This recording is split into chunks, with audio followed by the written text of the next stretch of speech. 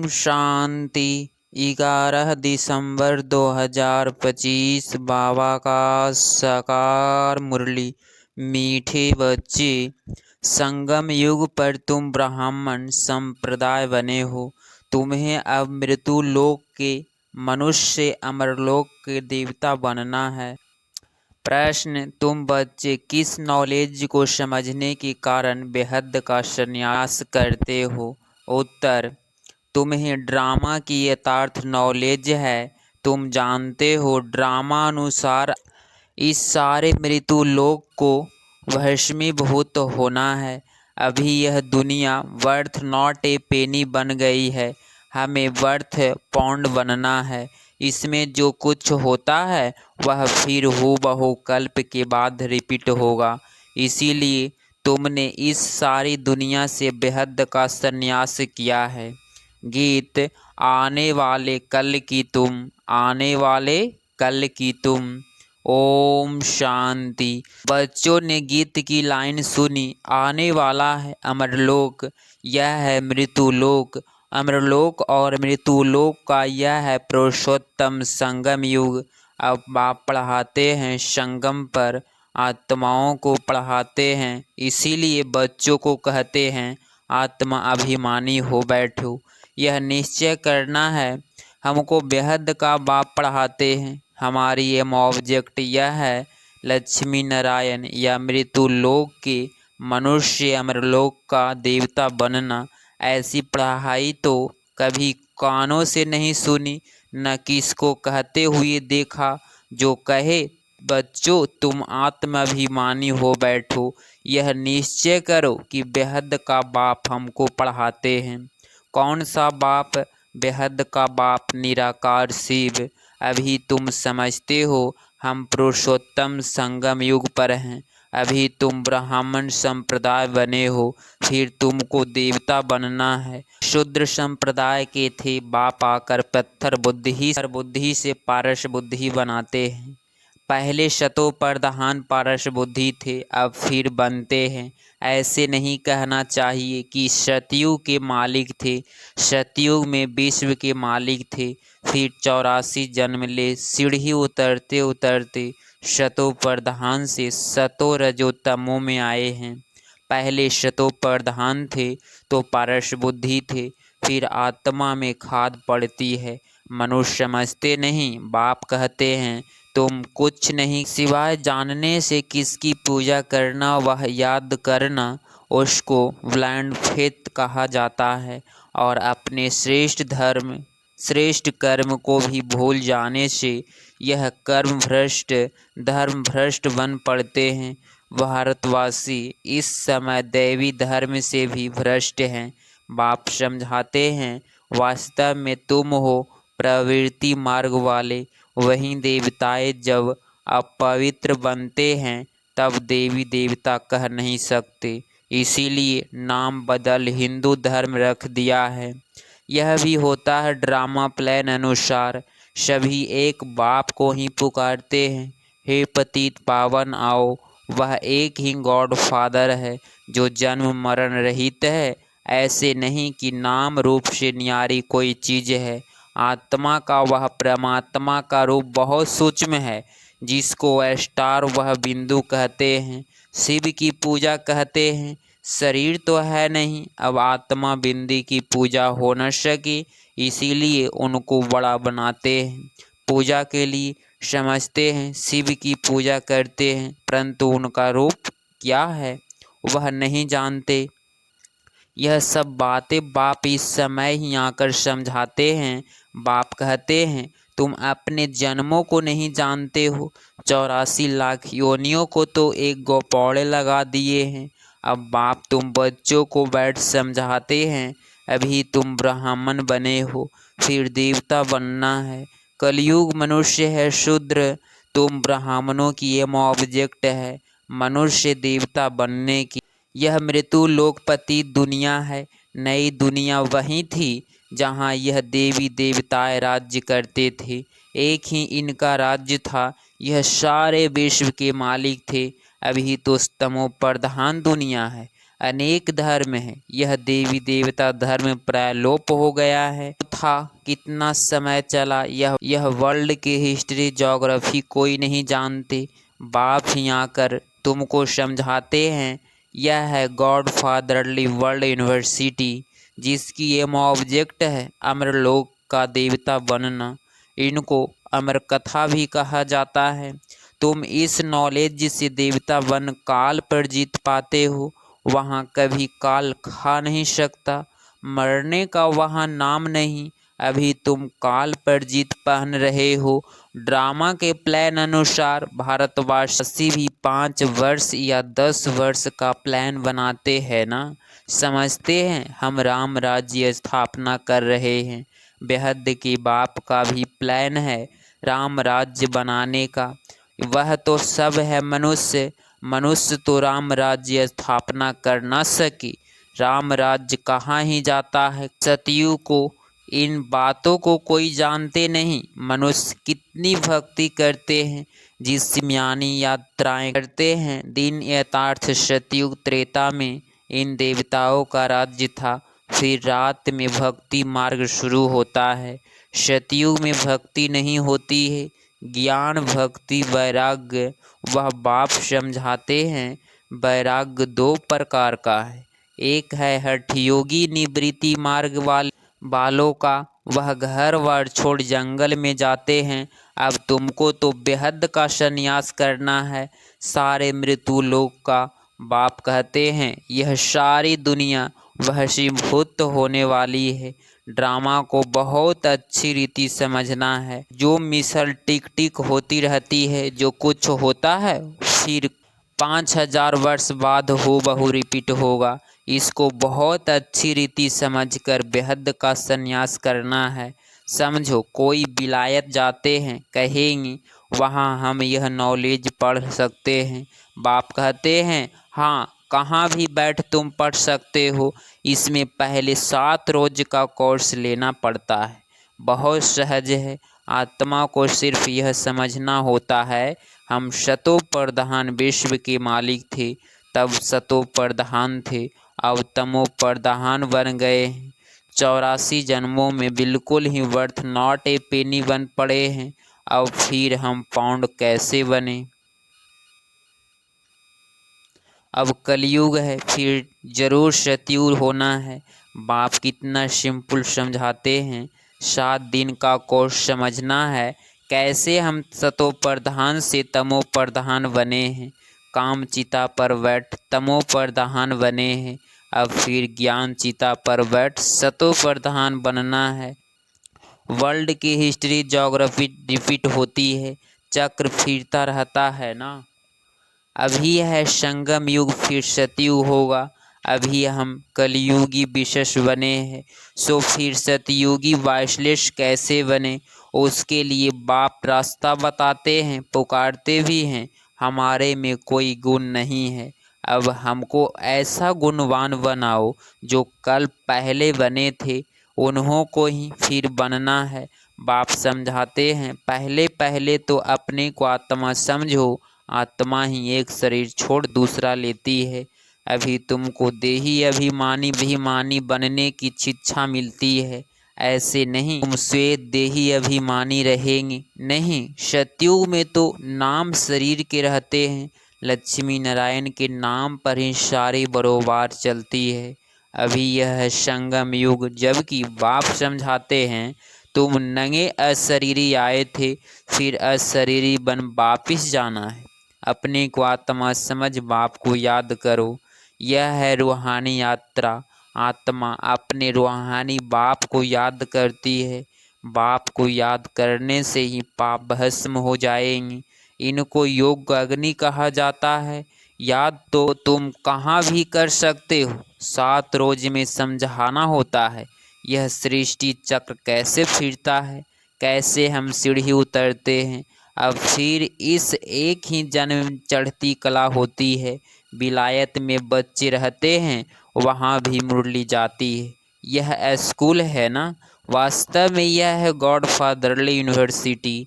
गीता का ही राजयोग है, परंतु श्री कृष्ण को भगवान नहीं कहा जाता। ब्रह्मा विष्णु शंकर को भी देवता कहा जाता है। अभी तुम पुरुषार्थ कर फिर सो देवता बनते हो। प्रजापिता ब्रह्मा भी जरूर यहाँ होगा ना। प्रजापिता तो मनुष्य है ना। प्रजा जरूर यहाँ ही रची जाती है। हम सो का अर्थ बाप ने बहुत सहज रीति समझाया है। भक्ति मार्ग में तो कह देते हम आत्मा सो परमात्मा, इसीलिए परमात्मा को सर्वव्यापी कह देते। बाप कहते हैं सब में व्यापक है आत्मा, मैं कैसे व्यापक हो जाऊंगा।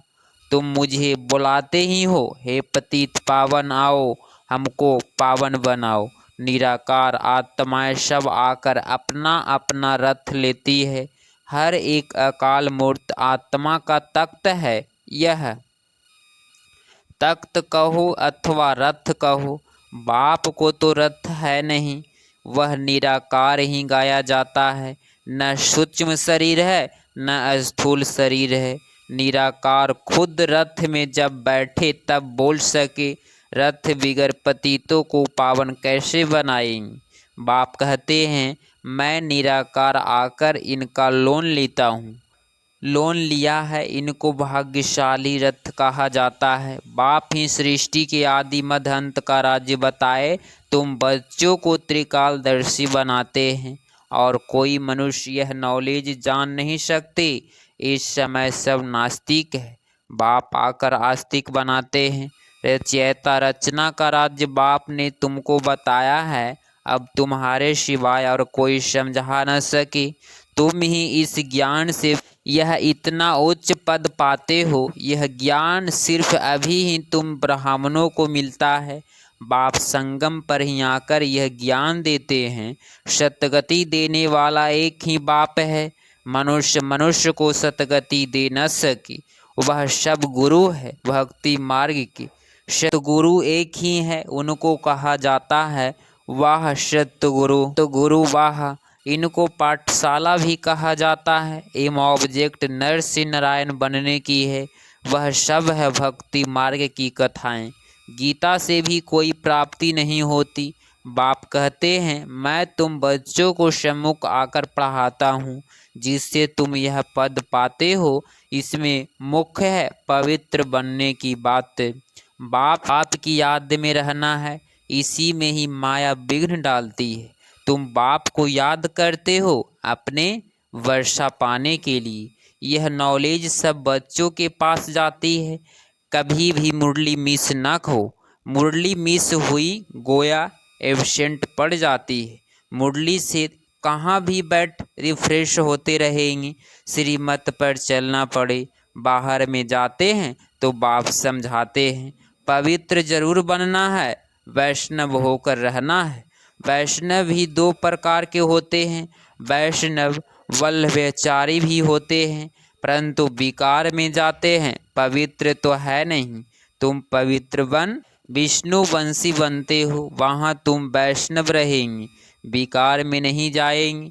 वह है अमरलोक, यह है मृत्युलोक। यहाँ विकार में जाते हैं। अभी तुम विष्णुपुरी में जाते हो, वहाँ विकार होता नहीं। वह है वाइसलेस वर्ल्ड। योग बल से तुम विश्व की बादशाही लेते हो। वह दोनों आपस में लड़ते हैं, माखन बीच में तुमको मिलता है। तुम अपनी राजधानी स्थापन कर रहे हो, सभी को यही पैगाम देना है। छोटे बच्चे को भी हक है, शिव बाबा के बच्चे हैं ना, तो सबका हक है। सबको कहना है अपने को आत्मा समझो। माँ बाप में ज्ञान होगा तो बच्चों को भी सिखाएंगे।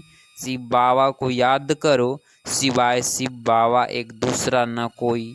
एक ही याद से ही तमो प्रधान से सतो प्रधान बन जाएंगे। इसमें पढ़ाई बहुत अच्छी चाहिए। विलायत में रहते भी तुम पढ़ सकते हो। इसमें किताब आदि कुछ भी नहीं चाहिए। कहाँ भी बैठो तुम पढ़ सकते हो, बुद्धि से याद कर सकते हो।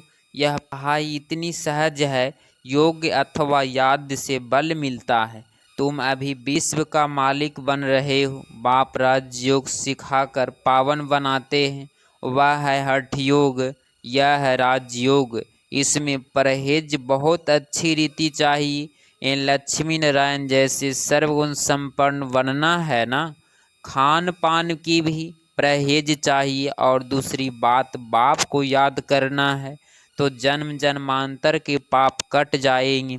इसको कहा जाता है सहज राजयोग। रजाई प्राप्त करने के लिए अगर रजाई ना ली तो गरीब बन जाएंगे। श्रीमत पर पूरा चलने से श्रेष्ठ बनेंगे। भ्रष्ट से श्रेष्ठ बनना है उसके लिए बाप को याद करना है।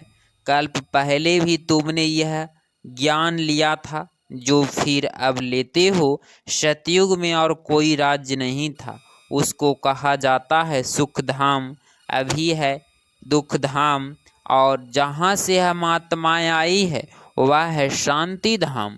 शिव बाबा को वंडर लगता है दुनिया में मनुष्य क्या क्या करते हैं। बच्चे कम पैदा हो उसके लिए भी कितना माथा मारते रहते हैं, समझते नहीं यह तो बाप का ही काम है।